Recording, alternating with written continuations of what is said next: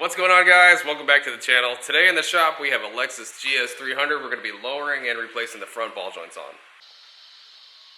These are some good looking springs, let me tell you, for drop springs. I like the little logos that are on them.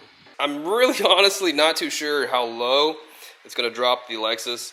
But what I do know about RsR springs is that they ride pretty well. Also doing these ball joints. These ball joints do like to wear out, and they can cause a lot of issue as far as just the wheels pretty much falling off the car. The friend that owns this car is saying that he's getting a vibration at 65 miles an hour when he's driving this car.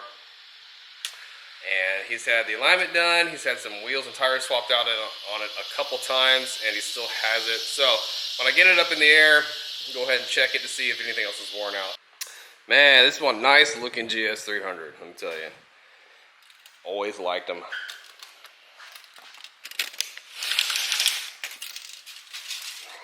Alright, as far as the front wheel gap, we are looking at 27.5. And for the rear, we are looking at 26.75. So I finally just decided to pull the trigger on some quick jacks. Man, these things are incredibly heavy. I never knew how heavy they actually were, but they are a game changer. I highly recommend them. These are stupid.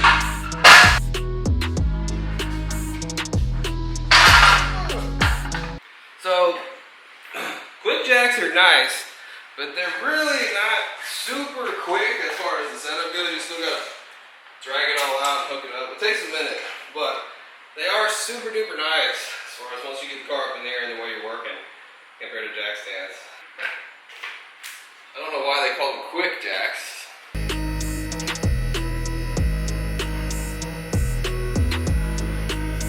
Man, that's super nice, like it.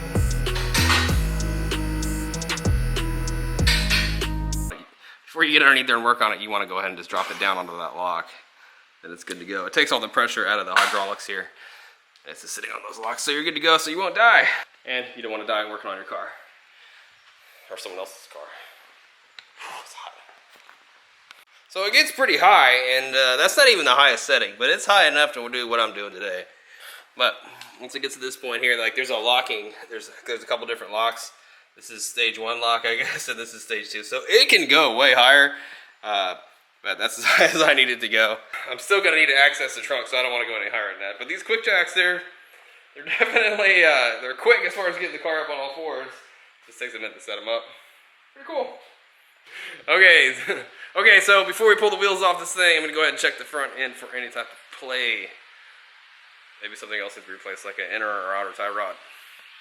Okay, so checking front end suspension is pretty simple. To check the tie rods, you can just get the wheel and kind of just go back and forth with it, see if you feel anything kind of clunking or moving around. I can hear the steering wheel move, but I don't really feel anything here. Do it on both sides. And like the ball joints, the upper and lower ball joints, you can kind of go this way with it, see if you can feel anything. See if you can see any movement here. To check the bottom one, what you're going to want to do is you want to get a pry bar and put it under here. Actually lift the wheel up and see if you see any play. I'm replacing the ball joints, so I'm not even going to do that. But a lot of time with the uppers, what you can do is go back and forth up here on the top, like that. See if you have a movement. I got nothing on both sides, so I don't know what the deal is with the vibration at 65. I'm not too sure. Pull the wheels off, see what we got.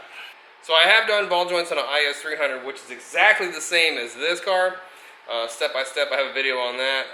You can check that out if you want to know exactly how to do it. And if you want to know exactly how to pull the struts out, I have a video on that too. It's also on the Gs300.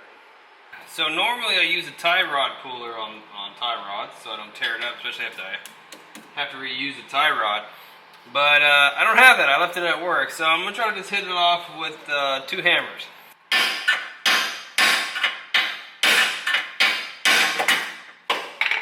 That is really bad for the calipers. Alright, that seemed to do the job. A couple whacks.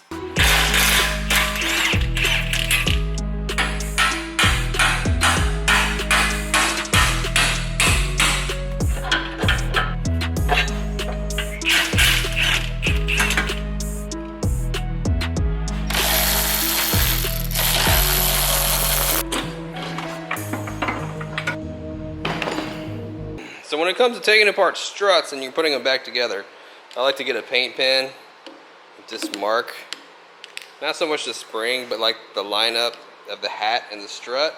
So when I go to put it back together, it goes in the same spot. That makes aligning this and the car easier. So I've had these spring compressors forever. There's some Craftsman ones. I've let people borrow them. I've got every bit of my money out of these guys. But I'm just gonna go ahead and compress it enough to where everything loosens up, and then you can take this nut off the top hat right there, take it all apart.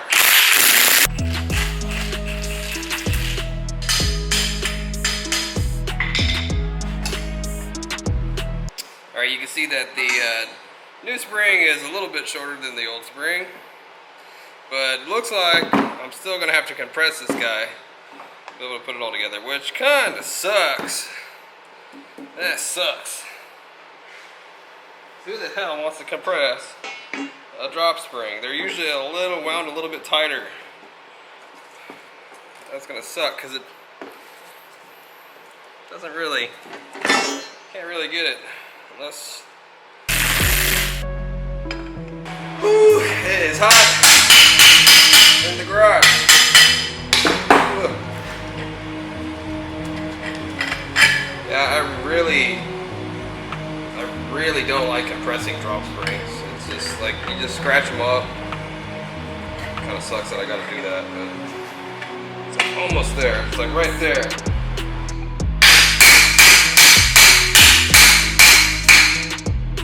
The camera over.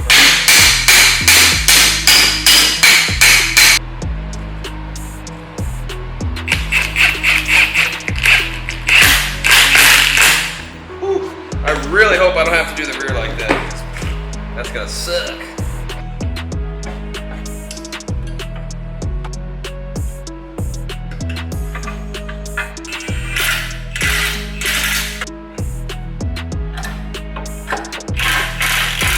Well, I found the source of the wobble my buddy was talking about. It's right here. One of the back control arms on the driver's side. This bad bushing will definitely cause a wobble at 60 miles an hour and all kinds of crazy alignment problems.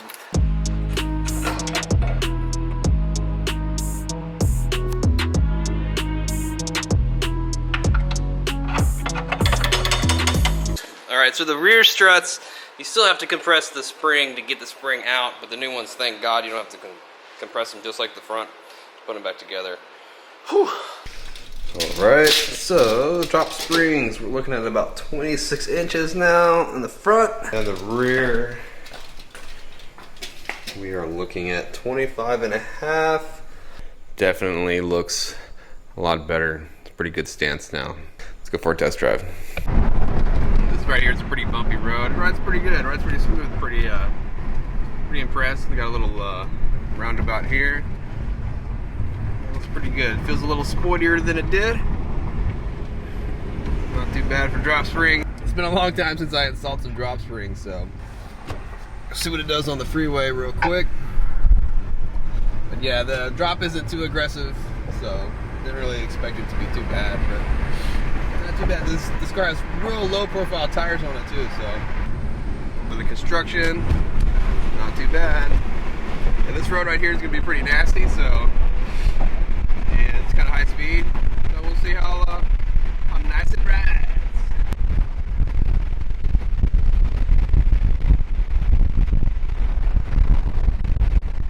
So the alignment's super jacked up. Gonna need to get it done pretty soon. Not very safe like this.